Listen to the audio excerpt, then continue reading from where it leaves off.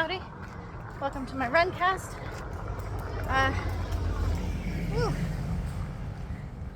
It's a bit of a rough one today. I'm pretty sore. I have one more day of training tomorrow, and then I'm fighting on Saturday, so I'm near the finish line. I'm near the finish line. It's hard when you have one more day, because it's kind of like someone standing at the 20-mile mark of a marathon, being like, you're almost there. Like the last 6 miles are so hard. But it's good. I'm doing really good. Yesterday was Monday, and so I had Sunday off. So there's like a little bit of a break before going back to training. And when I got to Rambaz for clinching, it was very different because Naksu, who's one of my clinch partners, now has a program. He's fighting on the 1st of June. And so now that he's in like fight training, it's very different. He was very tired when I got there. I've been tiring him and M16 and 2 more boys who I don't know their names, but like they make me man in the middle. And I'm pretty proud of myself that I can kind of like wear them down because being man in the middle is so hard. But the amazing part is that when I got there yesterday, Naksu was already tired, which means he's back in fight training, and I was like, yes, now you're where I've been. I've been like coming in to be man in the middle. So yesterday it was only him and me. There was no extra people involved. But what was kind of cool about it was, again, kind of like a little realization that I had, is that Ramba actually showed me 2 things. Like I did a Berklerk trip in Clinch that he came and he's like, Sylvie, you're really short, so you actually need to do like a little bit of a hop on this, which is like individual to me. Like he's not like, oh, I'm gonna teach Sylvie something because like I'm just teaching things. He was teaching me particularly, like, your body is little, do it this way. And he's little, so this is something that he knows something about. And I've been complaining on these runcasts about how like Ramba is helping his own fighters and he's not helping me. And I'm like, I understand that, I'm not his fighter, all this stuff, blah, blah, blah. That made me realize in that moment something I had not taken into account with me being man in the middle and him training his fighters. And he did not help Naksu. Like, he did not teach him anything while I was going after him and he was really tired. I was like, oh, right. Because the clinching prior to this was for me.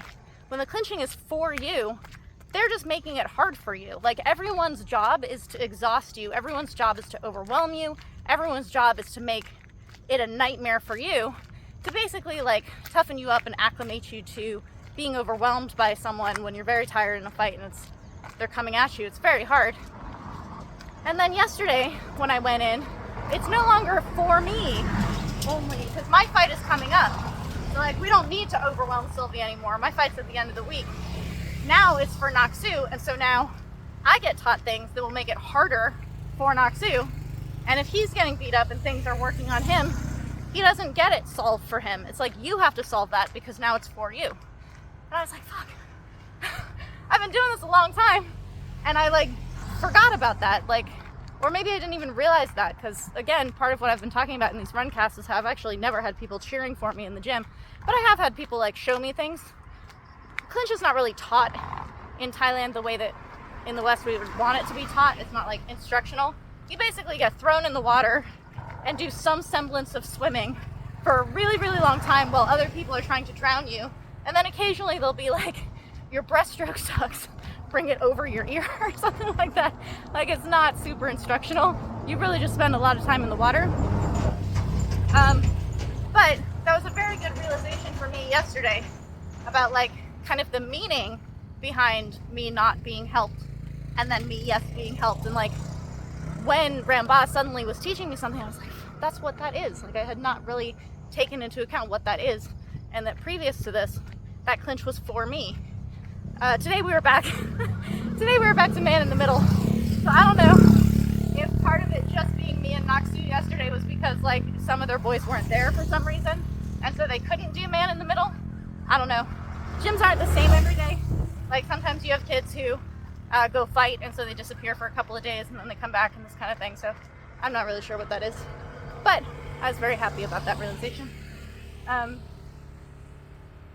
Just now, as I was coming around this edge, I'm kind of struggling with this run because I'm tired. But there's a lady, like right as I pass the puppies, there's this old lady who I buy tea from. She makes tea and I buy a couple of bottles from her.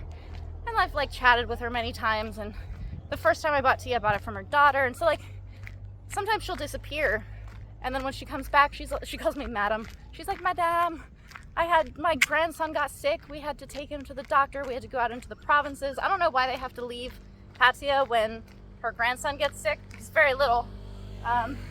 But this is a thing. You like go to your family in the provinces, or like you go home because it's cheaper or whatever the thing is. So I don't know what the situation is, but they disappear, and she says they go to the provinces when her grandson is sick, and he gets sick quite a lot. She disappeared for a couple of weeks, and just now I ran into her, and she was with her daughter, and it looks like maybe an older daughter of her daughter, and then the baby, who I've never met before. He's so adorable. She was holding him, and she came up to me and she's like, madam, he got the flu. We had to go to this thing, blah, blah, blah. And the baby's just looking at me, smiling his little toothless smile, and like gripping my headphones and holding my finger and like playing with my hat while she's telling me what was going on with him. It's very adorable. Like, I'm not really a baby person. I don't really like children that much, but ooh, they have some kind of like magical spell capacities, qualities when they're little like that, and they have their little grippy fingers. It's very, very cute. So that's exciting. We'll be going up into Buriram. I have a rematch on Saturday. She's not, when I say, I need people to understand this. When I say that a girl is huge, she's not in the world huge. Like 55 kilos is not huge. I don't want to give people complexes or think that like that's large for a person. These people are not big. I'm just fucking tiny. So what I mean when I say that a girl is huge, I mean that she is much, much bigger than me. She is not huge, like in the sense of the world in any sense. 55 is not big. Compared to me, she is very much bigger. She's gonna be like 9 kilos bigger than me. I fought her in Buriram a couple months ago, and I won on points. And apparently they want a rematch, and there's a derm pond. So Turkiyat is the one who set up that first fight. He's the one who set up this fight, and he keeps checking in on me. He's like, Sylvie, clinch a lot. Sylvie, practice. Like, make sure you're training. There's a derm pond on this, and I'm like, yeah, don't worry about it. It's good. Like I feel confident. I'm doing the work. This is good. So I have like a little bit of nervousness because I still get nervous about fights. But it's good. It's like part of the process. It's a little bit of like, I don't know. Don't people get a little bit nervous before they like go on a trip or something? I have anxiety, so I get like nervous about everything, but like getting nervous for a fight or something I think is very normal, and you should have this.